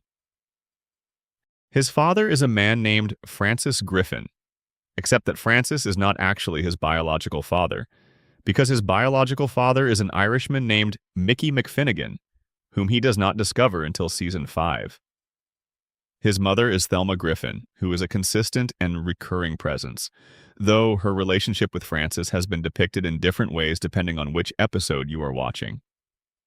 Peter's history is one of the most thoroughly contradicted pieces of the show's internal mythology, and it is also one of the most revealing. Because every time the show reaches back into Peter's past to explain something about who he is or how he got this way, it pulls out a slightly different version of the story, and those versions are not always compatible with each other. The Irish ancestry storyline from the Season 5 episode, Peter's Two Dads, is one of the more significant pieces of Peter's character history. In this episode, Francis Griffin dies, and Peter subsequently discovers that Francis was not his biological father. His biological father is Mickey McFinnigan, an Irish musician who had a relationship with Thelma before she married Francis. Peter travels to Ireland to meet Mickey. He meets him. They have a complicated but ultimately meaningful interaction. Peter comes home having gained something about his sense of identity. The episode works as an individual piece of storytelling. It gives Peter a kind of origin mythology that explains some of his characteristics, his stubbornness, his capacity for sudden passionate commitment to things, his relationship with alcohol, and it uses the Irish heritage as a vehicle for some genuinely funny material about the specifics of that cultural tradition. But the revelation also raises questions that the show never fully addresses. How long has Thelma known that Peter is not Francis's son? Did Francis know? Was Peter's entire childhood lived inside a family secret that his parents never told him, the same way that Peter himself has not told Meg about Stan Thompson? The parallel is there, hovering just below the surface of the storytelling, but the show does not draw it directly. Peter's childhood memories are a collection of fragments that do not always cohere. He went to school in Providence, Rhode Island in some episodes. He grew up in a specific neighborhood in other episodes. His relationship with his father Francis was defined by conditional love and high expectations, and his inability to meet those expectations shaped his adult sense of inadequacy, which is perhaps the most consistent emotional thread in his character across the entire run of the show. Peter became the person who does stupid things and gets himself in trouble, partly because he never quite believed he was capable of being anyone better, and that belief was installed by a father who was demanding in ways that Peter could never satisfy. But Francis Griffin was not his biological father, which means the specific form that parental pressure took in Peter's life was being imposed by a man who knew, or at some level suspected, that this child was not his. There is a darkness in that dynamic that the show has never explored directly. It has given us the outline of it in individual episodes and then moved on. Peter's time in the military is another area of murkiness. He served in some capacity, in some branch, at some point, and various episodes have referenced this background in ways that are not always consistent with each other. His skill set is wildly inconsistent from episode to episode, sometimes displaying combat ability and sometimes being completely helpless in physical situations that his supposed military background should have prepared him for. His employment history is similarly variable. He worked at the Happy-Go-Lucky Toy Factory for the first few seasons before transitioning to the Pawtucket Patriot Brewery, where he has worked in various capacities across the subsequent seasons. His exact role at the brewery has changed over time. His competence at his job varies enormously depending on what the episode needs from him. He has been fired multiple times from positions he subsequently appears to still hold in later episodes, with no explanation given for his reinstatement. The most revealing thing about all of these inconsistencies is that they accumulate into a portrait of a character who exists primarily in the present tense, whose past is assembled on demand to serve whatever the current story requires, rather than being a consistent and coherent history that informs who he is. Peter Griffin's backstory is not a story. It is a tool chest. When the writers need a particular piece of personal history to make a point or generate a scene, they reach into the chest and pull one out. Whether the piece they pull out matches the pieces already on the table is not the primary concern. This is not unique to Peter, as we have seen across many of the characters we have discussed tonight. But it is most visible with Peter because he is the center of the show, because his past comes up most often, and because the contradictions in his history are most directly connected to what the show seems to believe about who he is and why. The question that emerges from all of this and that the show has never quite answered is a simple one. Who actually is Peter Griffin? Not the comedy archetype, not the collection of running gags and catchphrases. The actual person underneath, with a real history and real wounds and real reasons for being the way he is. The show has given us dozens of different versions of his past, and none of them add up to a complete or consistent account of how he got here. Maybe that is the point. Maybe Peter Griffin was never meant to have a coherent interior history, never meant to be understood from the inside out, always meant to be a surface onto which the comedy is projected. But the show has also, in specific moments thus across its history, treated him as though he has genuine depth, as though there is something real underneath the performance. And those moments, precisely because they are rare and unexpected, suggest a character who could have been something more fully realized if the show had been willing to commit to him the way it occasionally committed to Brian and Stewie. Instead, Peter Griffin remains a mystery of a different kind from the others we have explored tonight. Not a mystery about hidden facts or unresolved questions, but a mystery about whether the show ever decided who he fundamentally was. And after 25 years and more than 400 episodes, that question remains open in ways that are both genuinely interesting and quietly melancholy. Section 13. The Lois Petersmidt background and the wealthy family that never quite adds up. Lois Griffin was born Lois Petersmidt. Her father, Carter Petersmidt, is one of the wealthiest men in Rhode Island. Her mother, Babs, is a woman of old money sensibility and occasional alarming behavior who has appeared in enough episodes to establish herself as a character with genuine comic range. Lois grew up in what appears to be significant luxury, in what the show has depicted as a large estate and a family with the kind of social connections that come from generational wealth. And then she married Peter Griffin, a man who works at a brewery and falls down a lot. The story of how and why Lois chose Peter over her family's expectations and over the more conventionally suitable options that would presumably have been available to a woman of her background is one of the most underdeveloped mysteries in the show's history. The relationship between Lois and Peter is presented as a genuine love story from the first episode, a real connection between two people who are wrong for each other in almost every external respect, but who are somehow right for each other in ways that the show cannot always articulate, but that it consistently assumes as given. But the specifics of their early relationship have been depicted in different ways across different episodes, and those depictions are not always consistent. We have seen their first meeting at a country club in one version. We have seen their courtship proceed through different stages depending on which episode is filling in the backstory. The timeline of when they got together, when they got engaged, and when they got married has been told in at least two meaningfully different ways. Carter Petersmidt's attitude toward Peter has ranged from open contempt to occasional grudging acceptance to something that almost resembles warmth in specific emotional contexts, and the show has never settled on which of these attitudes is the genuine one. Carter is wealthy and powerful and protective of his daughter in a way that sometimes feels sincere and sometimes feels like a performance of the role of disapproving father-in-law. What he actually thinks about the life his daughter has chosen is never directly addressed. Lois herself is one of the most interesting and most underexamined characters in the show's history. In the early seasons, she was the patient, reasonable center of the Griffin household, the person who kept things functional and who served as the emotional ballast for the rest of the family's chaos. She was not just a functional character. She had her own history, her own desires, her own sense of humor, her own moments of genuine darkness that surfaced occasionally and were then submerged again. There is a version of Lois that the show occasionally reveals and then retreats from. A version that is capable of significant violence when pushed. A version that carries resentments about her marriage and her life, that she mostly keeps submerged but that surface in specific circumstances with specific intensity. A version that made choices she does not always want to examine too closely. The episode Road to Rhode Island contains a flashback to a younger Lois that suggests more about her early romantic history than the show is typically willing to engage with directly.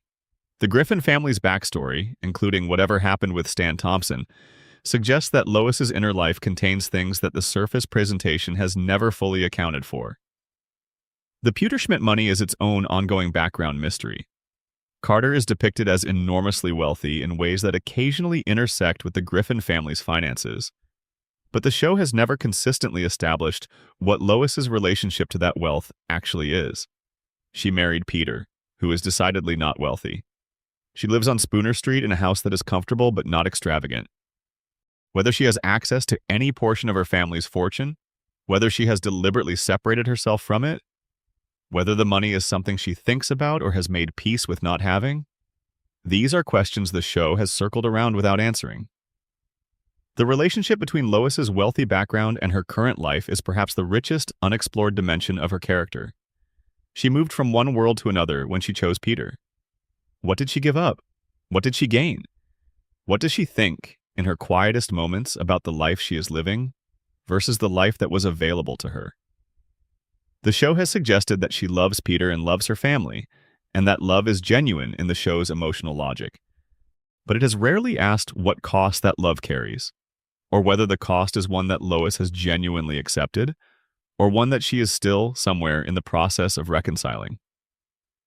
In later seasons, Lois becomes somewhat harder and more self-interested than she was in the early years, and fans have noted this shift. She becomes willing to do things that the early Lois would not have done. Her tolerance for certain behaviors decreases. Her warmth becomes more conditional. Whether this is a character change that reflects something about who she always was underneath the patient mother presentation, or whether it is simply the show treating her with the same creative carelessness it has applied to Peter and Brian and Stewie over the years, is genuinely unclear. Lois Petersmidt Griffin is a woman with a rich background and a complicated present, and a history that the show has given us in pieces without ever assembling the pieces into the full portrait that the pieces suggest. She deserved more examination than she got. And in the quiet spaces of Quahog, in the particular silence of 31 Spooner Street, at the end of a long evening, she remains a figure with more inside her than the show ever quite found the time to show. Section 14. Quahog's place in the world. A city that exists at the edge of real geography. Rhode Island is a real place. It is, in fact, the smallest state in the United States, roughly 48 miles from north to south and 37 miles from east to west. It has actual cities: Providence, Warwick, Cranston, Newport. It has actual geography, a coastline, a bay, several rivers, a handful of small islands in Narragansett Bay. Quahog is not on any map of Rhode Island. It exists in a geographic position that the show has never precisely defined, somewhere between the coast and Providence, in a location that varies slightly depending on which episode you are watching and what the episode needs the geography to be. It is, by design, adjacent to the real place without being contained within it. It borrows the credibility of real geography without being subject to its constraints. The choice of Rhode Island as the setting for Family Guy was deliberate on Seth MacFarlane's part. He attended the Rhode Island School of Design in Providence, and the state has a specific flavor, a particular mix of blue-collar Northeastern culture, a strong Italian-American and Portuguese-American presence, an economy built around manufacturing and fishing and some residual colonial-era wealth that MacFarlane wanted to capture. The working-class texture of the show in its early seasons, the bars and the factories, and the specific way people relate to their neighborhoods draws from a genuine sense of place. But Quahog has also always been a universal place, a stand-in for a certain kind of American city that exists everywhere and nowhere specifically. The Drunken Clam could be a bar in any northeastern city. The Pawtucket Patriot Brewery could be in Massachusetts or Connecticut or New Jersey. The regional specificity serves as flavor without being a limitation. The show can reference Rhode Island politics and Rhode Island culture when it is useful and ignore them when they are not. The physical layout of Quahog has been inconsistent across the show's run in ways that would make it impossible to draw an accurate map. Streets that connect in one episode do not connect in another. The distance between Spooner Street and the Drunken Clam varies. The position of Quahog relative to the ocean changes. Buildings appear and disappear. The town is not a fixed geography. It is an impressionistic one, assembled from the elements the story needs in any given moment. This is true of most fictional cities in long-running television, but it is particularly pronounced in Quahog because the show makes such specific use of the setting without ever committing to its details. Springfield in The Simpsons has a similar quality, but The Simpsons has been somewhat more consistent about Springfield's layout over the years, more willing to treat the city as having a real geography that the stories are accountable to. Quahog is bigger, or it is smaller, or it has a downtown that is several blocks long or several miles long, depending on what the episode requires. Its population seems to fluctuate wildly, as do the social dynamics of who knows whom and how. The show populates Quahog with recurring characters in a way that creates the impression of a city that is large enough to be interesting, but small enough for everyone to know everyone, which is an impression that both types of fictional cities try to create, and that neither can fully sustain over many years. What Quahog actually is, in the deepest sense, is a mood. It is the feeling of a specific kind of American neighborhood in a specific kind of American moment, replicated and expanded and made permanent through repetition.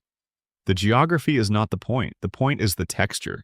The point is the drunken clam in the evening, and the particular quality of light on Spooner Street, and the sense that these people have been here for a long time and will be here for a long time more. And perhaps that is the final mystery of Quahog, the one that contains all the others. Why do we keep coming back? Why does this inconsistent, contradictory, perpetually unresolved town continue to pull people in after more than 25 years? Why do we want to spend time in a place that never quite makes sense, with people who are not always admirable, in a world where the rules change depending on what is needed that week? The answer, I think, is the same answer that explains why you are here. Watching this video at whatever hour it happens to be where you are, letting the questions wash over you without demanding that they resolve. Because there is something about sitting with unanswered questions in a familiar place that has a particular quality of comfort. Because mystery, real mystery, not the kind with neat solutions, but the kind that simply continues to ask itself, is one of the most restful things there is. Quahog does not have answers. It has streets that you know, and people you recognize, and a baby who accidentally created the universe, and a dog who came from somewhere he will not describe, and a woman who has never told the truth about her own father. And all of these things are exactly as they are and have been for as long as anyone can remember, and will be for as long as the show keeps running, which, according to the renewal deal signed in April 2025 that extends the show through season 27 and the 2028 to 2029 television season, is a considerable time yet. Quahog will be here. The lights on Spooner Street will be on. The Drunken Clam will serve its beer. And the questions will keep asking themselves, quietly, at whatever hour you happen to find yourself listening. Thank you for spending all of this time in Quahog with me. If you made it all the way to the end of this journey through the town's most enduring mysteries, I genuinely appreciate you. Drop a comment below and tell me which of these mysteries you find most compelling, or which one you think the show actually owes us an answer to. Hit like if you found this worth your time, and subscribe to Uncle Guy Lore if you want more content like this. These deep dives are what I love making, and knowing that people sit with them and find something in them is everything. Sleep well wherever you are. I will see you in the next one. Section 15. The Drunken Clam. Quahog's most reliable mystery. There is a bar at the corner of a street in Quahog that has been there since the beginning. It is called The Drunken Clam, and in a show filled with things that change and reset and contradict themselves, it has remained a constant, with a reliability that almost nothing else in the show's world can match. Peter Griffin has been drinking at that bar since the first episode. Joe Swanson has pulled up to that bar in his wheelchair across hundreds of episodes. Quagmire has sat at that bar and said things to the bartender that would be inadvisable to repeat in present company. Cleveland Brown, for the years he lived in Quahog before departing for Stoolbend, and then presumably returning in the rotating fashion that the show handles character exits, was a permanent fixture at that bar. The Drunken Clam is the anchor of the social world of Quahog in a way that no other single location is. And yet the Drunken Clam is deeply mysterious when you start asking basic questions about it. Who owns it? The bar has had different ownership implied across different episodes. There is a bartender, Jerome, who was introduced later in the show's run, and whose presence raised its own set of questions, particularly around how Quagmire processed the fact of a black man in what had been a very particular kind of northeastern white guy bar. That episode, Jerome is the New Black from Season 8, was notable for many reasons, including the delivery of Quagmire's famous speech about Brian. But the question of the bar's ownership, of who holds the lease, who manages the finances, who makes decisions about the decor and the beer selection, has never been definitively answered. The bar has been destroyed and rebuilt more times than seems economically sustainable. It has been on fire, it has been underwater, it has been infested with things. It has been the scene of confrontations that should, by any reasonable assessment of structural integrity, have left it unsalvageable. And yet it is always there in the next episode, essentially the same as it always was, with the same bar stools and the same neon signs and the same feeling of a place that has absorbed decades of the specific kind of conversation that men have when they are slightly drunk and not quite saying what they mean. The Drunken Clam is the place where Peter, Joe, Quagmire, and Cleveland have had more of their real conversations than anywhere else. It is where the male friendship at the heart of the show's social structure gets expressed and maintained and occasionally tested. When Peter has something he does not know how to say to Lois, he processes it at the bar first. When Joe is struggling with something about his marriage or his disability or his place in the world, the bar is where it surfaces. When Quagmire is willing to be slightly more honest than usual, it tends to happen on a bar stool. In this way, the Drunken Clam functions as the show's confessional, the place where the truth comes out sideways, wrapped in a beer commercial or a terrible joke, arriving at its destination by an indirect route.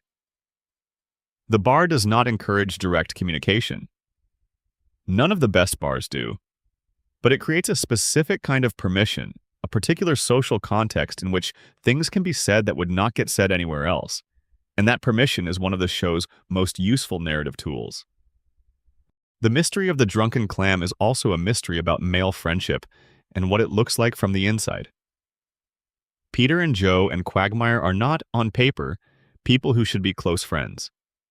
Their backgrounds are different, their values are different, their approaches to almost everything in life are different. Joe is a cop. Quagmire is whatever Quagmire is. Peter is Peter. And yet they have been sitting at the same bar for over 25 years, which is, when you think about it, one of the longer friendships depicted in the history of American television. What holds them together? The show has not given us a satisfying answer to this.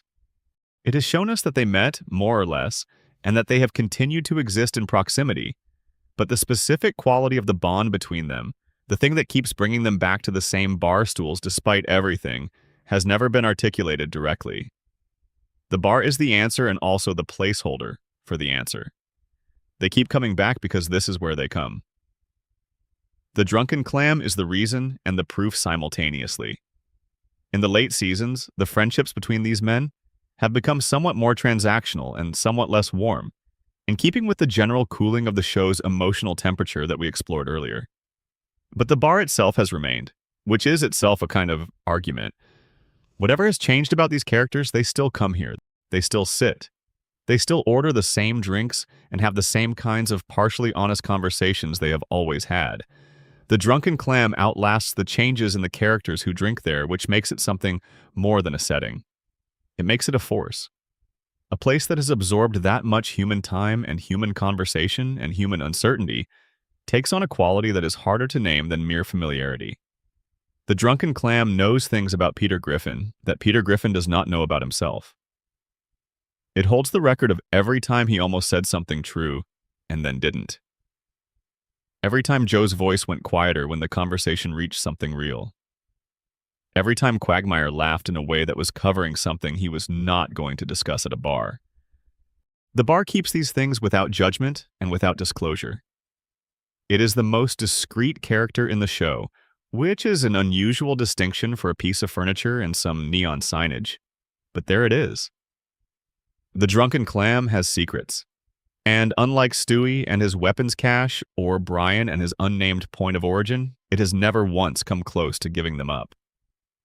A final note on the pleasure of questions without answers. We have traveled a long way tonight, from Spooner Street to the outer limits of the observable universe and back. From the birth of a talking baby with a British accent to the explosion that may or may not have created all of space-time. From a coupon for a free meal that started a war that has never technically ended, to an upstairs window in a mansion on a private island from which someone fired a shot that saved Lois Griffin and then declined to identify themselves. We have sat with the question of who Meg's father really is, and what it means that the answer was given once and then buried. We have thought about a dog who appeared from nowhere and became someone's best friend, and then died, and then came back, and was somehow both more and less real for having done so. We have considered the logistics of a pregnancy that lasted 6 years. We have spent time with the mathematics of a man who cannot possibly be the age his driver's license says he is, which is not unusual except that his driver's license says he is 61. None of these questions have been answered tonight in a way that will change anything. That was never the intention. The intention was to spend time with the questions themselves, to hold them up in the light and turn them slowly, to appreciate the texture of an unanswered thing, because unanswered things have a texture that resolved things do not. They remain open in a way that keeps you in relationship with them, keeps you thinking about them, brings you back to them, the way a recurring dream brings you back to the same landscape without explanation. Quahog, Rhode Island is a place full of unanswered things. It has been that way from its first appearance on a Sunday night in January of 1999, when 22 million people watched a man named Peter Griffin fall down and get up again. It will be that way for as long as the show continues to run, which according to current plans is through the 2028 to 2029 season and possibly beyond. The questions will accumulate. They always do in Quahog. New episodes will add new mysteries to the pile of existing mysteries, and some of them will be small and funny, and some of them will be larger and more interesting than the show realizes it has created.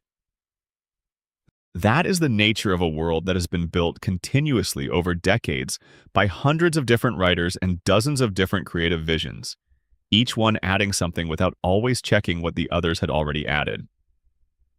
The result is a place that makes no sense and feels completely specific at the same time.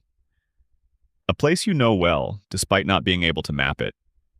A place where time runs differently and the rules shift, and a baby built a machine that accidentally made the Big Bang, and a chicken keeps coming back despite everything. There is nowhere else quite like it.